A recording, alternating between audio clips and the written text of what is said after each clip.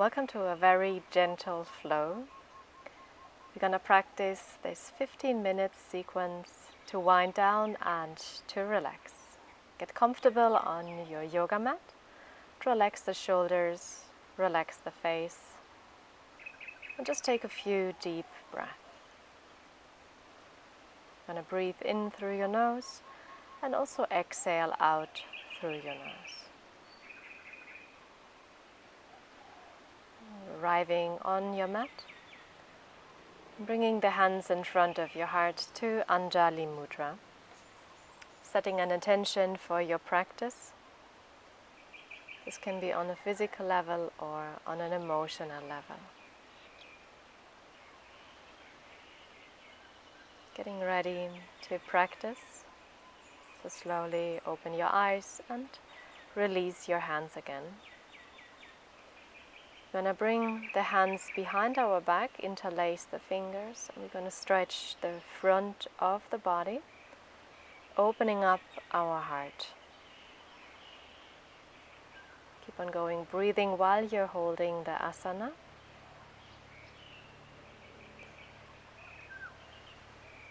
And then the next movement is exactly the opposite. So you're going to bring your hands in front of the body and push the palms forward, rounding the back as much as you can. Bringing the chin very close to the chest. We're going to move our arms upwards to the ceiling. The head and neck stays relaxed. Just keep pushing the palms upward. Release the hands, and now we're going to go to the side. So bring one hand to the side, the other one is reaching up, and then over for a side body opening. Breathing into the area of the body where you feel the most intensity. And come back to center, switch over to the other side. Continuously breathing in and out through your nose. And a long and steady breath.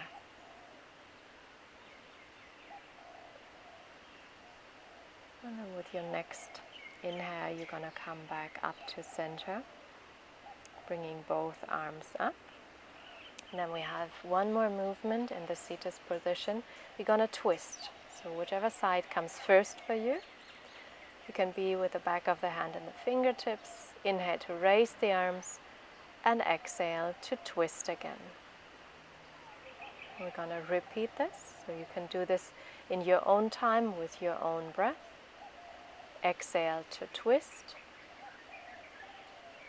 Inhale to find the length.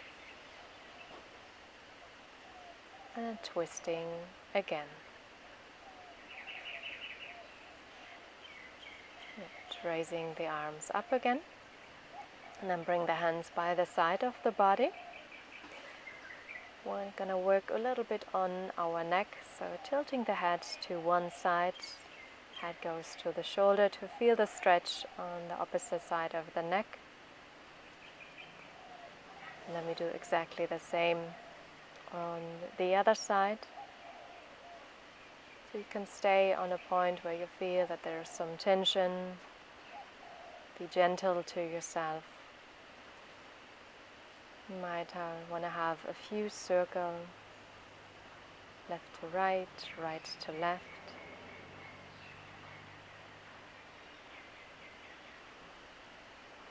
Really slowly getting into this movement.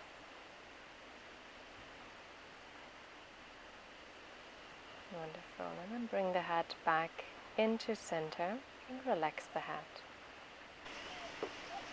Going to keep on going, moving from one to the other side. And then finding the hands in the back. So we're going to bring the soles of the feet together for a butterfly posture. You can bring your knees up and down until you get into the posture. The hip opening. So once you feel comfortable, you can slow down the movement and just we're holding the posture. Try to maintain an upright seated position. You're welcome to have the eyes closed And slowly pushing the knees down to the mat. Try to relax the shoulders and the neck.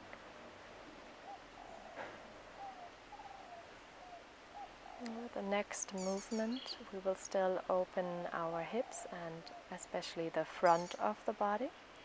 So release and sit in a cross-legged position. The hands go to the back.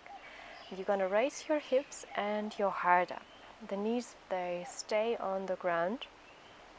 You can look up to the ceiling or the head is tilting back. Keep on going, breathing. And then slowly with your next breath, you're going to bring the hips back down to the ground.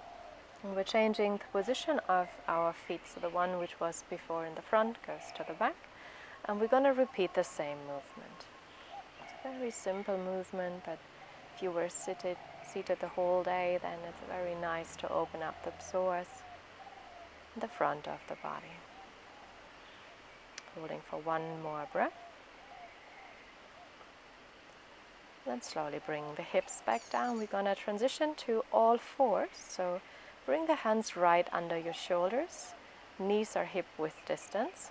And a micro bend in your elbow if you also have the tendency to hyperextend. Cat-cow. So we're going to move our spine. When you exhale, you're rounding the back. And with an inhale, arching the back, looking up or forward to the front for cow pose. Exhale to round the spine. And inhale, you open up the front of the body. So following your own rhythm here for this cat-cow movement. You might breathe a little bit faster or slower than I'm doing the posture. Inhale to open up the front. One more time, exhale to round the back. Good. And then we're going to sit back into our child's pose, bring the hips onto the heels and reach the arms to the front. It's a very nurturing posture, balasana. Finding our breath again and just relaxing for a moment.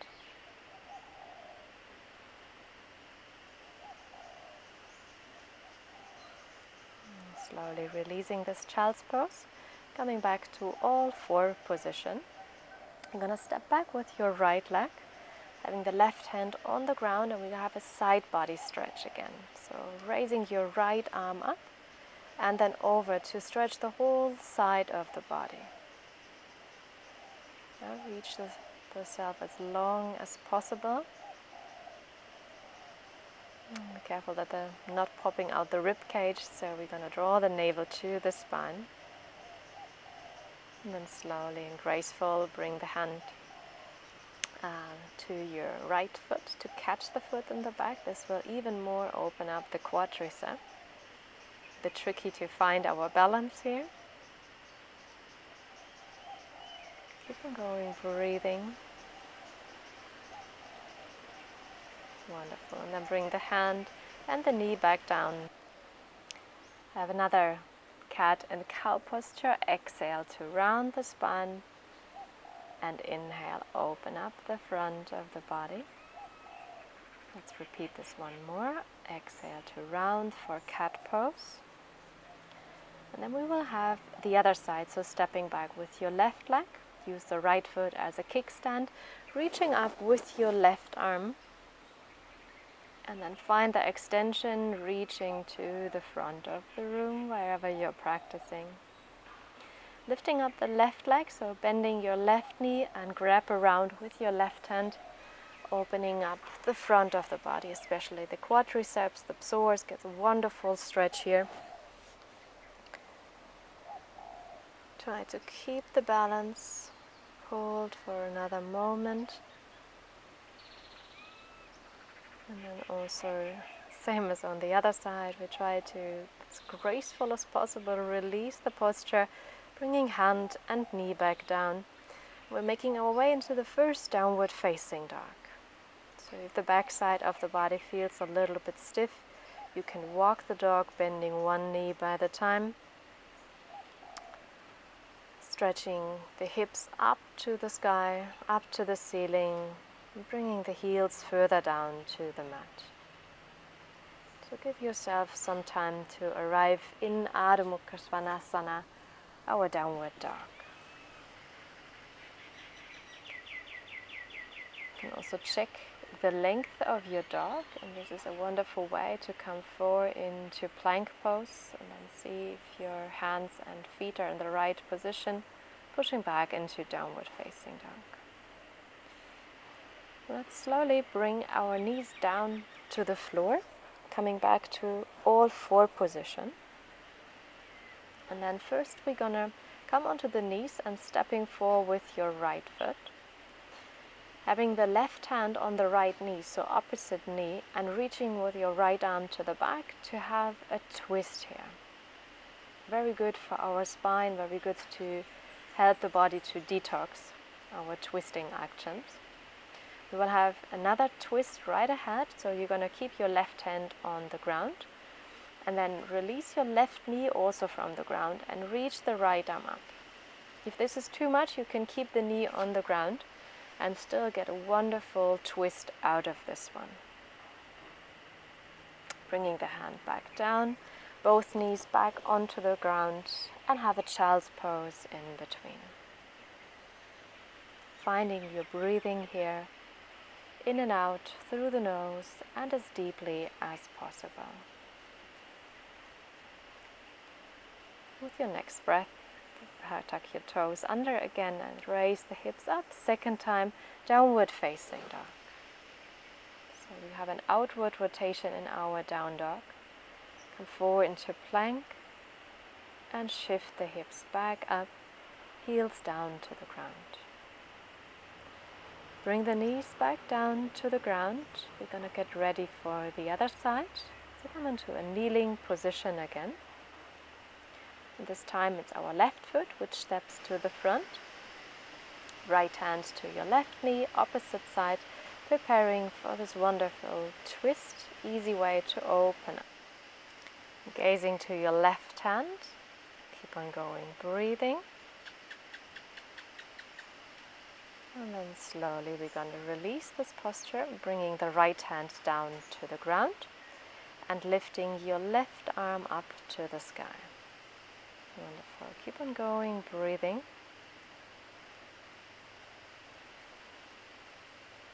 Reaching up. And then slowly bring both hands back to the ground. Another downward facing dog. So third time we have this downward facing dog. Might feel a little bit more available already. So try to calm down the breath in and out through your nose. Sending the hips up high. Bring the knees down to the ground. Come into a wide-legged child's pose this time. So the knees as wide as the mat, big toes are touching. It's a wonderful hip opening here. The head is on the floor. Maybe your chest is also on the ground. The arms are reaching to the front. If your shoulders are very tired, you can also have the arms by the side of the body.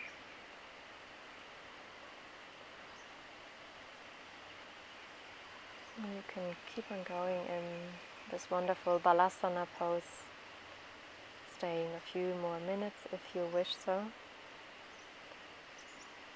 And we will end this asana practice soon. As I said, just stay longer if you feel the need to hang out a bit longer in your child's pose. If not, come onto the knees.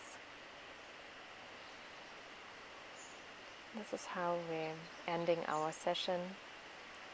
Relax the hands on the knees for a moment.